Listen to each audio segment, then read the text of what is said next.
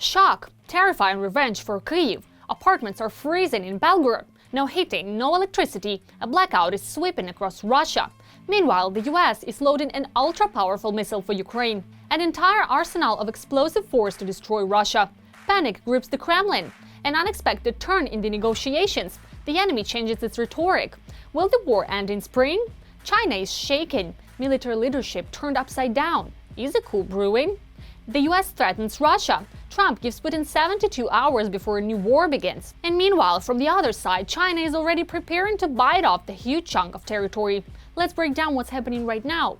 Hello, this is Ukraine Today. Maria Farafanova here with the latest updates. In response to Russia's energy terror, Ukraine is striking Russian cities. In Russia's Belgorod, a large-scale blackout occurred following a missile strike.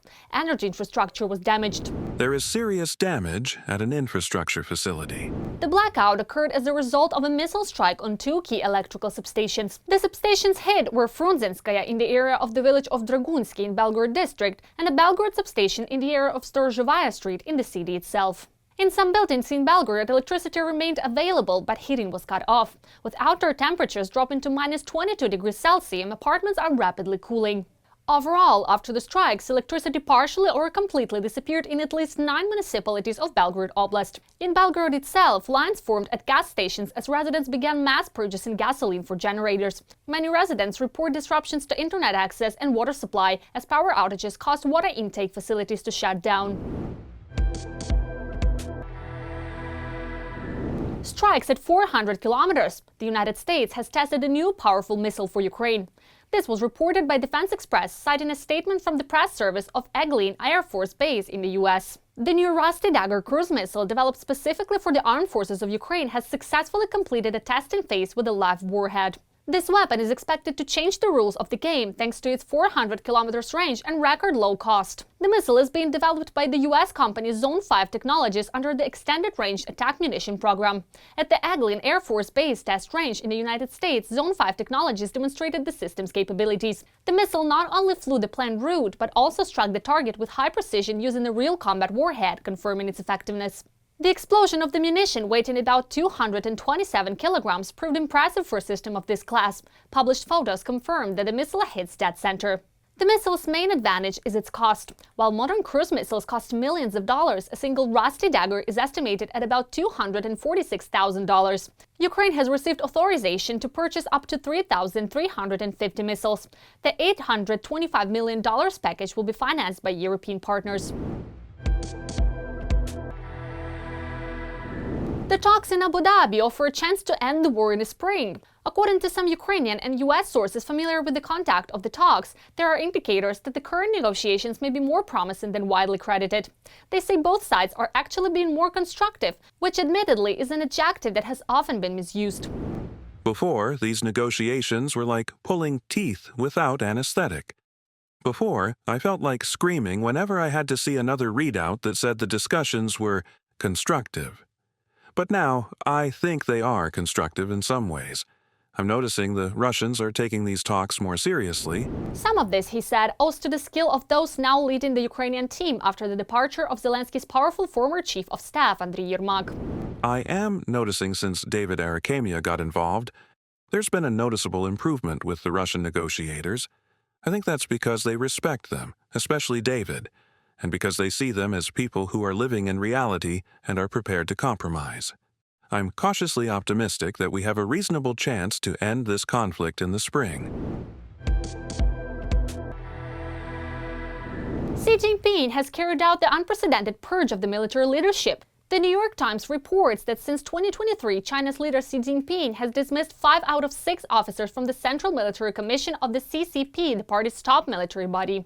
The most recent of those dismissed was China's top general Zhang Yuxia. The NYT noted that while the purges are formally aimed at combating corruption, they are also linked to demonstrations of loyalty to Xi Jinping. Overall, the outlet found that the scale of the purges is far larger. As of early 2023, China had at least 30 generals and admirals heading specialized units and commands. Of those, only 7 have retained their positions. The rest were dismissed, disappeared, or became subjects of investigations. The publication noted that the purges demonstrate Xi Jinping's exceptional power, but they have also created a leadership vacuum within the military. In 72 hours, American and European troops will be in Ukraine. These are security guarantees from partners in the event of a renewed attack by the Russian army on Ukraine after a peace agreement is signed. Details in our report. A warning within 24 hours and a military strike within 72 hours with the involvement of NATO forces. The security guarantees for official Kyiv, which have been discussed since last year by delegations from the US, Europe and Ukraine, have become known. Thus, according to information from the Financial Times, Kyiv and its partners in Europe and the US have agreed on a multi-level plan designed to ensure Russia's compliance with a future ceasefire agreement in the war with Ukraine. The first response to Russia's violation of the ceasefire will come within 24 hours. It will include diplomatic warnings and actions by the Ukrainian army necessary to stop the violation, 3 sources told the Financial Times. If hostilities continue after that, a second phase of intervention will be launched, involving the forces of a coalition of willing countries. In particular, the United States, several EU member states, as well as the United Kingdom, Norway, Iceland and Turkey are ready to support the Ukrainian armed forces on the 3rd day. The United Kingdom and France have promised to send troops and weapons to Ukraine as part of security guarantees supported by the United States, which are intended to reinforce a 20-point peace plan aimed at ending the war. The publication states, Europe-led deterrence forces will have to conduct operations in the air, at sea and on land after the ceasefire, with intelligence and logistical support from the United States. Meanwhile, analysts note that the details of the agreement remain unclear since it implies actions by the Allies after a ceasefire in Ukraine, while the terms of a possible truce have yet to be agreed upon. Security guarantees have also not yet been formalized with signatures, which also gives some countries the opportunity to back out of future commitments. In any case, this deployment will be based on our own army. The second part is EU membership as part of security guarantees and the backstop force that will be provided by the United States. But this will become clear later when certain documents are signed and approved by the US Congress. The ultimate outcome of this situation will depend heavily upon what the Europeans are truly willing to do. If Russia launches another attack against us, as well as the specific actions the United States will take. At the same time, the NATO Secretary General, who arrived in Kyiv on February 3rd and experienced firsthand what a massive shelling of the Ukrainian capital is like, assured that the alliance countries that supported the plan will not abandon it. Ukraine needs security guarantees and commitments that we will come to its aid when necessary. And for this, the Coalition of the Willing provides for a backstop system, insurance from the United States, and the provision of military assistance to the armed forces in Ukraine. At the same time, experts are already asking how exactly will NATO armies be able to help us if time and again statements are made in Europe that the alliance will only be ready for war in the 2030s. You might ask, what kind of military response is this? Considering that, as we've discussed many times, Europe simply no longer has the forces needed to operate on the ground in sufficient numbers. This is mainly a story about aviation, because where Russia has a significant advantage is precisely in the skies. And in fact, if the European armies had intervened for Ukraine in terms of air power, for example, at the start of the full-scale invasion, if they had closed the skies over Ukraine so that Russian planes simply couldn't fly there at all, the situation would have developed very differently. At the same time, what many believe to be a not-so-accidental leak of Ukrainian guarantees to the British press on the eve of the talks plays a crucial role for the negotiations in the Ukraine, US and Russia format, which will continue today. This is so that Putin's team understands in advance. Demanding an end to support for post-war Ukraine is pointless. In the context of, for example, the negotiations currently underway, of course, this not only can but must become one of the elements of the system of security guarantees that will be offered to Ukraine. This is a very important point. This absolutely must be spelled out, and it can apply both to NATO as a whole and to individual countries. Moreover, we have more than 24 security agreements with various countries, and these agreements guarantee us certain types of support, consultative, financial, military, technical, and various others, which without a doubt form the foundation of the country's security in the future. As has been increasingly noted in Europe, this also forms the basis of their own security. Against the backdrop of unidentified drones flying over, the open transfer of Orsha units to Belarus with an eye on the EU, and the restoration of Russian military bases on the NATO border, Ukraine is ceasing to be a buffer zone and is becoming almost the main guarantor of Europe's security. Now, Europe and Ukraine are already forming an inseparable and indivisible system of European security, as it is called in the European capitals themselves. It has become clear that Ukraine is not a buffer, but rather a part of the common European security space. After all, without Ukraine, it thought it was stronger, and that Ukraine was just a buffer, but it turned out that's not the case. Without Ukraine, it is much weaker, and with Ukraine, on the contrary, it can actually become stronger. At the same time, how Russia will react to the information about Ukrainian guarantees, we will find out very soon as Putin is informed that Dmitriev and his associates failed today to persuade the West to back down. The lack of water forces people out and the cold finishes them off. Residents of occupied Donetsk are being pushed toward evacuation to Russian territory as survival becomes increasingly difficult due to failing utilities. What is happening there now and why the people of Donbass are on the brink of a humanitarian catastrophe, we explain in the report. If you want to see what the Russian world really is, you need to see at least one thing. A video from Donetsk occupied by Russia. Donetsk, but not the version shown by Kremlin representatives, the real one.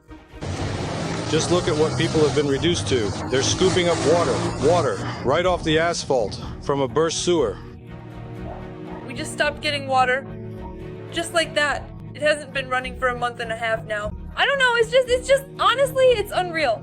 I don't know, I really don't know what to do without water anymore. It's impossible. It's impossible to live without water. There's no water at all. It's not coming out anywhere. Not here, not outside, not at home, not outside, not in the basement, nowhere. We just can't get any water. Seriously. In the 21st century. What Russia is doing to Donbass, it's not even a crime. It's destruction. Destruction of our Donbass. Then what kind of thing are they trying to build for themselves? That's something, honestly, that's extremely secondary. They've seized this land, and no matter what happens here, no matter how bad things get, they won't compare it to pre-war times in Ukraine. They're creating a new reality where you either live if you want or die if you don't. That's how it is. Once one of the most expensive cities in Ukraine has turned into ruins. Poverty, fear for your life, the absence of any normal existence, teetering on the edge of a humanitarian catastrophe, and an unprecedented darkness. I don't know if there's a road anywhere that's worse than this. Here it's nothing but potholes and ruts. Honestly, this is already bordering on science fiction. So on Razdolnaya 19, I went to my friend's place, got some water, did my laundry. And in the end, what happened? I got stuck in the elevator because there's no electricity. Come on, guys. For many centuries, Grand Palace, the marriage. Come on in. In Donetsk, there is a shortage of both drinking and utility water and partial lack of heating, which leads to problems with the sewage system. Putin claimed he wanted to save the people of Donbass, but after occupying Ukrainian territories, he simply gave up. We're supplying some of the water and some more from our reserve reservoirs. But for now, there is still very little water. Now, in the so-called DNR, deaths are being recorded among people who have become victims of the water crisis. Due to the lack of water, it is mainly elderly people living alone and people with disabilities who are dying. The situation is becoming so critical that in Russia, they have started talking about an evacuation of the local population from Donetsk, planned by Pushilin, the head of the so-called DNR, already by the summer of 2026, due to the same huge problems with infrastructure. The head of the DNR continues to insist that some residents of Donetsk will have to be evacuated for the summer because of water problems. In Moscow, they have set the task of avoiding such a scenario, but the authorities of the Republic admit that for now, they do not know how to do this. But experts are convinced that this is unlikely since the majority of Donbas residents are pensioners, and for the Russian authorities there is no point in evacuating them.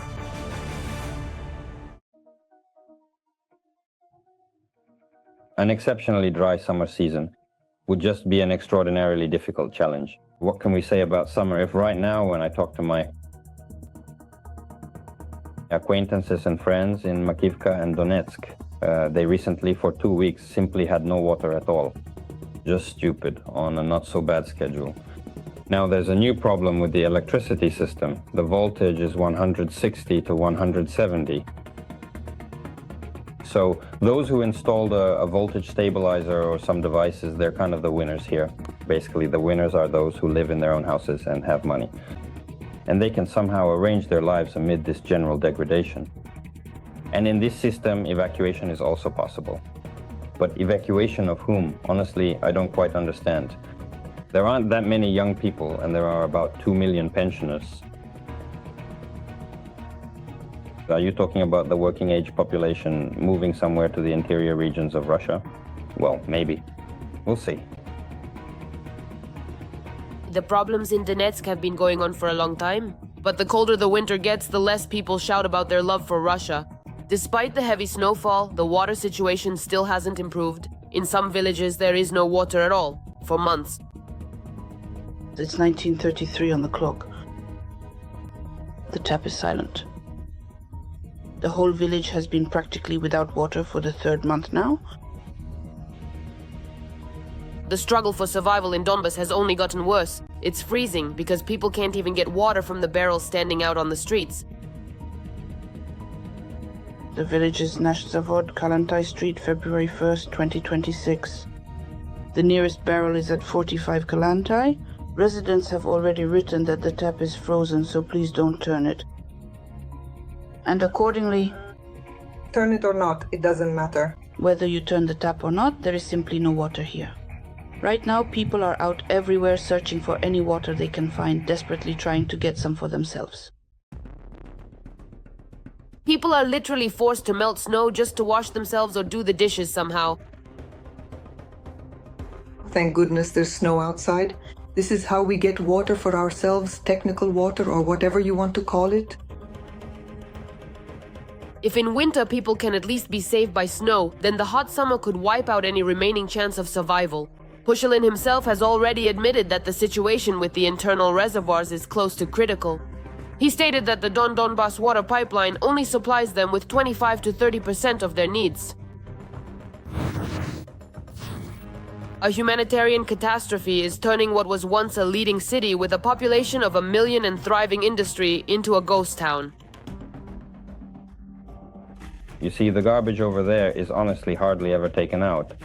And water is supplied only twice a week for maybe 2 to 3 hours at the very best. So, well, as you can imagine, it's hard to even figure out how many people actually live there now. Half of the pre-war population, maybe a third of the pre-war population. And maybe only a third of the pre-war population is actually Ukrainian. If you count the newcomers, then maybe it might add up to half. So Donetsk,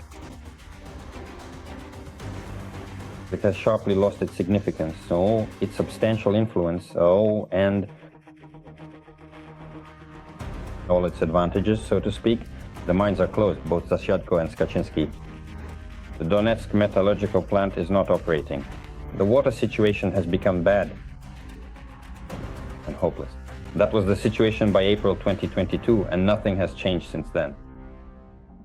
And it's worth recalling that from 2014 to 2022, for 8 years, despite the shelling of Donbas, water was supplied to Donetsk from Ukrainian territory via the Siversky Donets-Donbas Canal.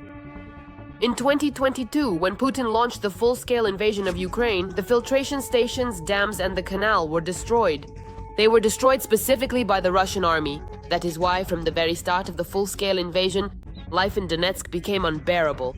But Putin keeps saying that the problem is because of the Ukrainians. Do you truly understand where this massive problem actually comes from? The primary water intakes, which make up the main water supply system for the entire region, are located very near Sloviansk, in a territory that unfortunately is still heavily controlled by the enemy forces. And this fact is absolutely crucial for everyone to understand right now. It can only be resolved, according to the old system, when this territory comes under the control of our armed forces. Let us just remind you that without the intervention of the Russian army and private military companies, there would have been no war in Donbas at all. But Putin did not stop, and now in Donetsk people are literally dying because of Russian rule. Russians, is this what you wanted? Do you see your president's victory? Is Russia on the brink of collapse? In China, territories are already being counted. The aggressor state may fall apart, and in Beijing this is seen as a window of opportunity, as openly stated by Chinese media. Is this analysis a warning or a real plan for the future? Details in our report. China is Russia's main partner, supporting its economy and military machine. At least that's how propaganda presents it. I consider Chairman Xi Jinping a deeply trusted and reliable friend and a steadfast, consistent strategic partner. He is my reliable friend, a stable partner, and a vital ally of Russia. And this serves as the fundamental and primary cornerstone for the ongoing comprehensive development of our Russian-Chinese relations. But is that really the case? After all, trade turnover with China is constantly declining. Chinese banks are stopping transactions with Russia because of sanctions. And at the same time, China denies selling weapons or components to Russia. China's position on the Ukrainian crisis is consistent and clear. We do not add fuel to the fire and do not use this conflict for our own benefit. Pairs, threes, tens of millions of Chinese soldiers. That would be just what we need right now. Why think so? You think so? Why not? Why? Do you really think only soldiers should die? Oh, I look at the Belgorod region and think how much we lack the Chinese army, the people. Just 3 years ago, propagandists were rejoicing that China would replace the Western market. But it turned out that it replaced the Russian market as well. The Russian authorities are trying to patch a giant hole in the budget with a government loan in Chinese yuan. We just bought a wonderful, completely Chinese car. It's amazing. Many, many times cheaper than the cars we used to buy before. I bought myself 3 pairs Gucci shoes. 2,000 rubles each. Wonderful. Probably made somewhere in China as well. I hope here too. Fake, of course. Now I buy them on principle. Only fakes. But take a look at what, for example, the soldiers are driving. What? Russian-made cars, right? You have to be a real patriot to drive a Patriot. Because it costs a fortune, breaks down all the time, and the spare parts are insane. That's why the guys drive Chinese cars. And now they need motorcycles. Russian ones? No. For some reason, yeah, there are very few Russian ones. There aren't any Russian ones at all. That's exactly the point. No. Russian motorcycles simply don't exist. What, you didn't know that? Even the head of the foreign ministry, Lavrov, had a Freudian slip. He basically called Putin Xi Jinping's donkey. As they say in the East, the guest is the donkey, the host is the master. So the whole program, of course, depends on those gracious proposals that the Chinese president and his team made to our president. And yesterday, my friend and representative of the PRC treated me to this duck. Peking style, to be honest with you, there were 2 pieces there, and I thought I'd only eat 1 piece. You get what I mean, right? That's it. But I couldn't resist. I ate the second one too, you know, it was just too delicious. And China has officially approved new geographic maps, on which a large part of Russian territory is included. Ussuri Island is recognized as Chinese territory, and they're also openly discussing scenarios for taking over Russia's Far East, which is rich in gold, diamonds, and oil, which in fact, the Chinese have already largely settled. The Chinese dragon is unlikely to stay within its borders, simply because, by the way, it actually has certain historical claims to a significant part of our Far East. And that's a fact. Of course, at first there was enthusiasm, but gradually it faded, and eventually we all realized that ASEAN had become a Chinese colony. Well, it's simply a slave-owning enterprise. It's a slave-owning operation or a prison, call it what you will, where they put overseers in place so that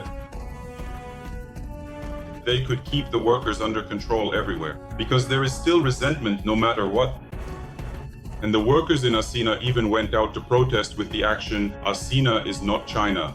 And they also threaten, they regularly threaten, saying, you won't be able to get a job anywhere in this city. Here's your black mark. So just sit quietly and keep your mouth shut for your 15 to 30,000.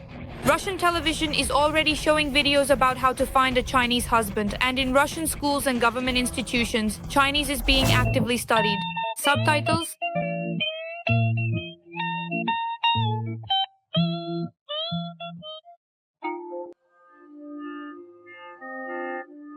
Added by Dima Tozok.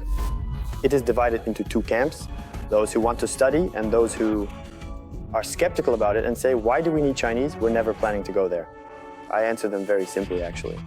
I say, I'm not teaching you Chinese here, but using the Chinese language to make you think with your head. And that skill will always come in handy. It reached the point of complete absurdity when Xi Jinping declared that Russia would not have won World War II without China. And Putin silently agreed. China and Russia, being the main theaters of military operations in World War II, made a decisive contribution to the victory over fascism. and in doing so, they laid the cornerstone of the post-war world order. It turns out that China is not helping Russia at all, as Putin tries to present it, but is simply taking advantage of its weakness to seize resources and strengthen its influence in Asia. That's all for now. Stay with us to be the first to know what's happening right now. Don't forget to subscribe and hit the like button. See you soon.